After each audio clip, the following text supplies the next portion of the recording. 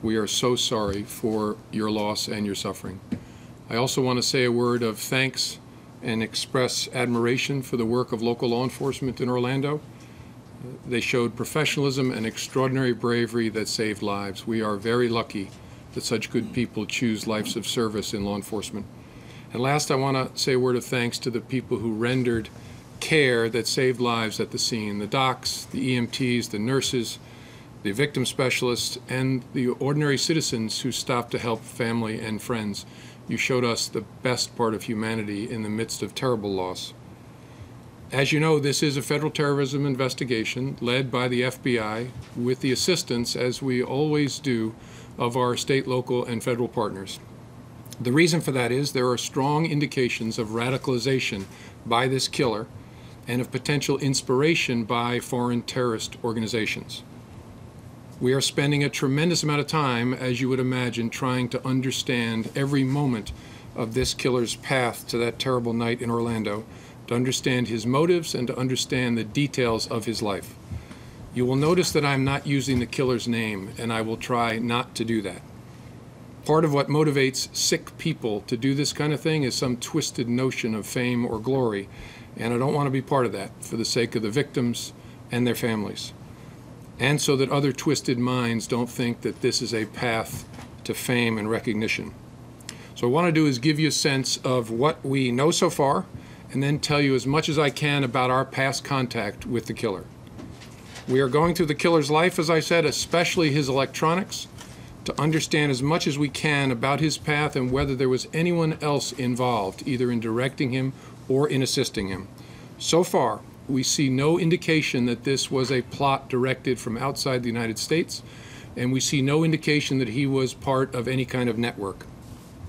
It is also not entirely clear at this point just what terrorist group he aspired to support, although he made clear his affinity at the time of the attack for ISIL and generally leading up to the attack for radical Islamist groups. He made 911 calls from the club during the attack at about 2:30 in the morning, Sunday morning, and there were 3 different calls. He called and he hung up. He called again and spoke briefly with the dispatcher, and then he hung up, and then the dispatcher called him back again, and they spoke briefly. So there were 3 total calls. During the calls, he said he was doing this for the leader of ISIL, who he named and pledged loyalty to, but he also appeared to claim solidarity with the perpetrators of the Boston Marathon bombing and solidarity with a Florida man who died as a suicide bomber in Syria for al-Nusra Front, a group in conflict with the so-called Islamic State. The bombers at the Boston Marathon and the suicide bomber from Florida were not inspired by ISIL, which adds a little bit to the confusion about his motives. And of course, we're working to understand what role anti-gay bigotry may have played in motivating this attack, an attack that occurred during the very month when we recognize and celebrate our LGBT brothers and sisters. Again, it's early. We're working hard to understand the killer and his motives and his sources of inspiration. But we are highly confident that this killer was radicalized, and at least in some part through the internet. So that's what we've been doing. Now let me tell you what I can about the FBI's prior contact with the killer. We first became aware of him in May of 2013. He was working as a contract security guard at a local courthouse, and he made some statements that were inflammatory and contradictory that concerned his coworkers about terrorism. First, he claimed family connections to al-Qaeda. He also said that he was a member of Hezbollah, which is a Shia terrorist organization that is a bitter enemy of the so-called Islamic State, ISIL.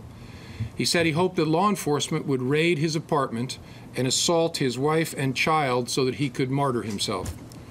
When this was reported to us, the FBI's Miami office opened a preliminary investigation. And over the next 10 months, we attempted to determine whether he was possibly a terrorist, something we do in hundreds and hundreds of cases all across the country. Our investigation involved introducing confidential sources to him, recording conversations with him, following him, reviewing transactional records from his communications, and searching all government holdings for any possible connections, any possible derogatory information. We then interviewed the state that his co-workers reported, but explained that he did it in anger, discriminating against him and teasing him because he was Muslim. After 10 months of investigation, we closed the preliminary investigation. 2 months later, in July of 2014, the killer's name surfaced again in an indirect way. Our Miami office was investigating the Florida man who had blown himself up for the Nusra Front in Syria. Again, the Nusra Front being an al-Qaeda group in conflict with ISIL. And we learned from the investigation that the killer knew him casually from attending the same mosque in that area of Florida. But our investigation turned up no ties of any consequence between the two of them. In the course of that investigation, one witness told us, when asked, do you know anybody else who might be radicalizing, that he had once been concerned about the killer because the killer had mentioned Alaki videos. But the witness had concluded that he later got married and had a child and got a job as a security guard, and so he was no longer concerned about him. Our investigation again turned and interviewed the killer to find out whether he had any significant contacts with the suicide bomber for al-Nusra, determined that he did not, and then the inquiry continued, focusing on the suicide bomber with no further focus on the Orlando killer. We will continue to look forward in this investigation and backward. We will leave no stone unturned, and we will work all day and all night to understand the path to that terrible night. We're also going to look hard at our own work to see whether there is something we should have done differently.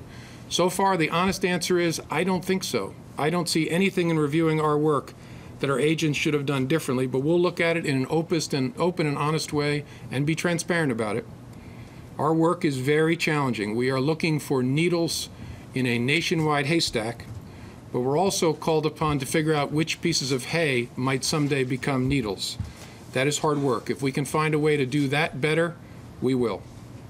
We will also do our best to be transparent about what we find going forward, consistent with our need to do an investigation in a good way, but we will tell you as much as we possibly can.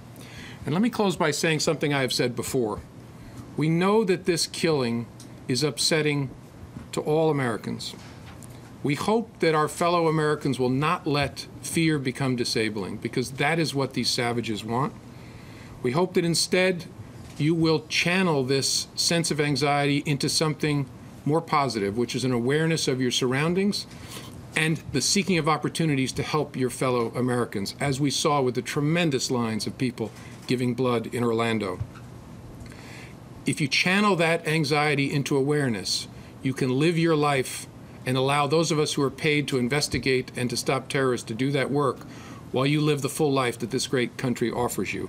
If you see something, tell us so we can look at it. In every single one of our cases, as we look back, somebody always sees something that they should have told us and they didn't.